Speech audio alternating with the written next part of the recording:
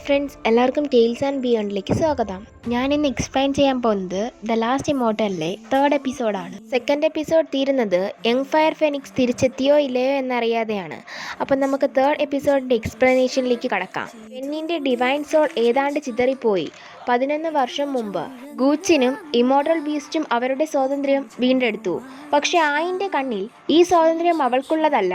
ആയിൻ്റെ പരാതികൾ കേട്ടപ്പോൾ സിയാൻ ഷാനും മറ്റുള്ളവരും വാട്ടർ നിംബീസ്റ്റിൻ്റെ വംശനാശം വെളിപ്പെടുത്തി. അനുവാദമില്ലാതെ ഒരു മാസ്റ്റർ സർവന്റ് കരാർ ഉണ്ടാക്കുന്നത് ആയിന് അനുചിതമാണെന്ന് ഓൾ ഇമ്മോർട്ടൽ ലോർഡായ ദോങ്കോയ്ക്ക് അറിയാമായിരുന്നു. പ്രായശ്ചിത്തം ചെയ്യാൻ അദ്ദേഹം ഡിവൈൻ പവർ ഉപയോഗിച്ച് അവളുടെ മജ്ജ ശുദ്ധീകരിച്ച് അടിത്തറ പണിതു.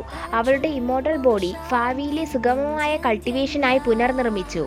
തൽഫലമായി ആയിൻ ഗൂച്ചിൻ്റെ ലിറ്റിൽ ഫെയറി സർവന്റ് മാത്രമല്ല, ഗ്രേസെ മൗണ്ടൈൻ്റെ ഒരു ഭാവി ശിഷ്യയുമായി. വൂട്ടോങ് ഐലൻഡിൽ നിന്ന് യങ് ഫയർ ഫെനിക്സിൻ്റെ സെലസ്റ്റിയൽ എസൻസ് ശേഖരിക്കാൻ സഹായിക്കാൻ കഴിയുമെങ്കിൽ കരാർ സ്വാഭാവികമായി പിൻവലിക്കുമെന്നും അവൾക്ക് ഔദ്യോഗികമായി ഗ്രേസെ മൗണ്ടൈനിൽ ചേരാമെന്നും ദോങ്കോ ആയിന് വാഗ്ദാനം ചെയ്തു. ഈ ഭാഗം കണ്ടെത്തുന്നത് ബാക്കിയുള്ള 8 ഭാഗങ്ങളെക്കുറിച്ചുള്ള സൂചനകൾ നൽകും. ഫയർ ഫെനിക്സിൻ്റെ സെലസ്റ്റിയൽ എസൻസ് അന്വേഷിക്കാൻ ഗൂച്ചൻ സന്നദ്ധനായി. പക്ഷേ അവൻ്റെ കൾട്ടിവേഷൻ ദുർബലമായിരുന്നു. ദോങ്കോ അവനെയും ആയിനെയും ഒരു കൂട്ടം ഇലൂസറി മിറേജ് ടെക്നിക്കുകൾ പഠിപ്പിച്ചു. പൂർണ്ണതയിലെത്തിക്കഴിഞ്ഞാൽ അവർക്ക് ടെലിപ്പോർട്ടിലൂടെ കമ്മ്യൂണിക്കേറ്റ് നടത്താനും അഗാധമായ അവസ്ഥയിലെത്താനും കഴിയും. ഇമ്മോർട്ടൽ ശിഷ്യന്മാർ അപ്പോഴേക്കും പുറത്ത് കാത്തു നിൽക്കുന്നുണ്ടായിരുന്നു. ഗൂച്ചിനും ആയിനും പുറത്തേക്ക് വരുന്നത് കണ്ട് അവർ ആകാംക്ഷയോടെ അവരെ വളഞ്ഞു. ഒരു കുടുംബത്തെ പോലെ ആയിന് സമ്മാനങ്ങൾ നൽകി. മാസ്റ്റർ സർവന്റ് കരാറിന്റെ ദൂരനിയന്ത്രണം കാരണം ഗൂച്ചിനും ആയിനും തമ്മിൽ വളരെ അകലെയായിരിക്കാൻ കഴിഞ്ഞില്ല. ഗൂച്ചിന്റെ പറക്കുന്ന വേഗത വളരെ കുറവാണെന്ന് ആയിൻ പരാതിപ്പെട്ടു. അതിനാൽ ഗൂച്ചിൻ അവളെ ഒരു പട്ടം പോലെ കളിയാക്കി അവളെ ആകാശത്ത് ആടി. ആ രാത്രിയിൽ ആയിൻ കൾട്ടിവേഷൻ ചെയ്യാൻ ഉത്സാഹിക്കുകയായിരുന്നു. എന്നാൽ താല്പര്യമില്ലാത്തതും വിശ്രമിക്കാൻ കഴിയാത്തതുമായ ഗൂച്ചിന് അവളോടൊപ്പം ഇലൂസറി മിറേജ് പരിശീലിക്കേണ്ടി വന്നു. ഗൂച്ചൻ ഫോർമേഷൻ ശരിയായി പിന്തുടരാത്തതിനാൽ ആയിൻ വീഴുകയും ദേഷ്യം വരികയും ചെയ്തു.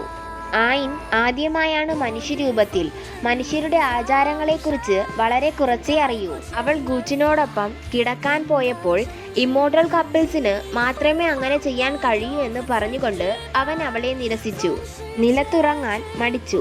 ആയിനും ഗൂച്ചിനും 3 നിയമങ്ങൾ അംഗീകരിക്കുകയും അവർക്കിടയിൽ ഒരു പാത്രം വെള്ളം വയ്ക്കുകയും ചെയ്തു. എന്നിരുന്നാലും ആയിൻ അനുസരണയോടെ ഉറങ്ങാതെ പാത്രത്തിനു മുകളിലൂടെ ചവിട്ടി ഗൂച്ചിനെ നിസ്സഹായനാക്കി. അന്ന് രാത്രി ആയിൻ സുഖമായി ഉറങ്ങി. ഗൂച്ചിൻ ഉറങ്ങാൻ പാടുപെടുകയും പ്രഭാത ഭക്ഷണത്തിന് ശേഷം ഒരു മയക്കം പോലും എടുക്കുകയും ചെയ്തു. ഗൂച്ചിന് അംബീഷൻ ഇല്ലെന്നും തൻ്റെ കൾട്ടിവേഷൻ തടസ്സപ്പെടുത്തി എന്നും ആയിന് തോന്നി. ഫയർ ഫെനിക്സിൻ്റെ സെലസ്റ്റിയൽ എസൻസ് ശേഖരിക്കാനും മികച്ചതും സുന്ദരനുമായ ഇമ്മോർട്ടലിനെ കണ്ടെത്താനും വാട്ടർ നിംബീസ്റ്റ് വംശത്തെ അഭിവൃദ്ധിപ്പെടുത്താനും അവൾ സ്വപ്നം കണ്ടു. ഡെമോൺ വേൾഡിൻ്റെ 3ാമത്തെ റിലംത്തിൽ ജീവിതത്തിൻ്റെയും മരണത്തിൻ്റെയും കവാടത്തിൽ പുറത്ത് ഹോങ്ങി കടന്നു പോകുന്നതിൽ പരാജയപ്പെട്ടു. അവൻ്റെ ആൻറ്റി ഹോങ്റോ അവനെ തടഞ്ഞു. ഈ സ്ഥലത്തെ ഏറ്റവും ശക്തരായ ഡെമോൺ ട്രൈബിനേക്കാൾ വലിയ തോതിൽ ഉണ്ടായിരുന്നിട്ടും ഹോങ്ങി തോൽവി അംഗീകരിക്കാൻ വിസമ്മതിച്ചു. ഇമ്മോർട്ടൽസും ഡെമോൺസും തമ്മിലുള്ള മുൻ യുദ്ധത്തിൽ ഹോങ്റോ പെട്ടെന്ന് മടങ്ങി വരാത്തതിന് അവൻ കുറ്റപ്പെടുത്തി. ഡെമോൺ പ്രിൻസ് ലിൻമോയുമായുള്ള അവളുടെ ഇടപെടലാണ് ആ യുദ്ധത്തിൽ അവൻ്റെ മാതാപിതാക്കളുടെ മരണത്തിലേക്ക് നയിച്ചതെന്ന് അവൻ അവകാശപ്പെട്ടു. ഹോങ്റോയ്ക്ക് കുറ്റബോധം തോന്നുകയും അവൻ്റെ മാതാപിതാക്കളെ ഓർത്തു ഹോങ്ങിയെ പരിചരിക്കുകയും ചെയ്തെങ്കിലും അവൻ വിലമതിക്കാത്തവനായിരുന്നു. ഫോർബിഡൻ വാലിയിലേക്ക് ഗൂച്ചിനോടൊപ്പം പോയ ആയിൻ തൻ്റെ സഹോദരി ആയുവിനെ കണ്ടെത്താനുള്ള അവസരം മുതലെടുത്തു. എന്നിരുന്നാലും ആയി ഇതുവരെ വിരിഞ്ഞില്ല. ആയിൻ അവളെ അബദ്ധത്തിൽ സോഡ് മൗണ്ടിൽ വീഴ്ത്തി. ആയുവിനെ വീണ്ടെടുക്കാൻ ഗൂച്ചിൻ സഹായിക്കുകയും മദർ ഗോഡസ് ഉപേക്ഷിച്ച ഏൻഷ്യൻ എംപറുടെ വാൾ അപ്രതീക്ഷിതമായി കണ്ടെത്തുകയും ചെയ്തു. അവൻ അതിനെ ഒരു വാളാക്കി. അരാജകത്തിൻ്റെ രക്തം കാരണം ആൻഷ്യൻ എംപറുടെ വാൾ ഗൂച്ചിനെ അതിൻ്റെ മാസ്റ്ററായി അംഗീകരിച്ചു. ഇത് അവന് ഗണ്യമായ നേട്ടമായി. നിമിഷങ്ങൾക്കു ശേഷം വൂട്ടോങ് ട്രീ മണ്ണിലൂടെ കടന്നുപോയി. ആയിനൊരു വ്യത്യസ്തമായ ഒറ അനുഭവപ്പെട്ടു. ഫയർ ഫെനിക്സ് ജെയ്ഡ് മരത്തിൽ നിന്ന് ഫയർ ഫെനിക്സിൻ്റെ സെലസ്റ്റിയൽ എസൻസ് ശേഖരിച്ചു.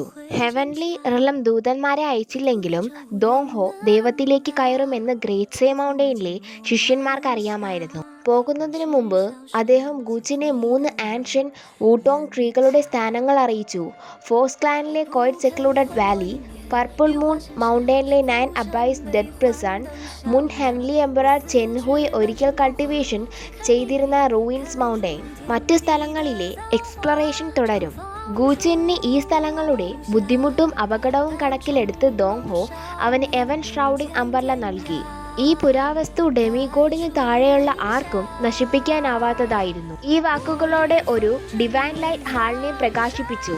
ദോങ് ഹോ ഹെംലി റിലംത്തിലേക്ക് പറന്നതിനു ശേഷം ഗുരുവും ശിഷ്യനും തമ്മിലുള്ള ഒത്തുചേരൽ വിദൂരമായി തോന്നി. ഗൂച്ചിൻ, സിയാൻ ഷാൻ എന്നിവരും മറ്റുള്ളവരും മുട്ടുകുത്തി ആദരപൂർവ്വം വിട പറഞ്ഞു.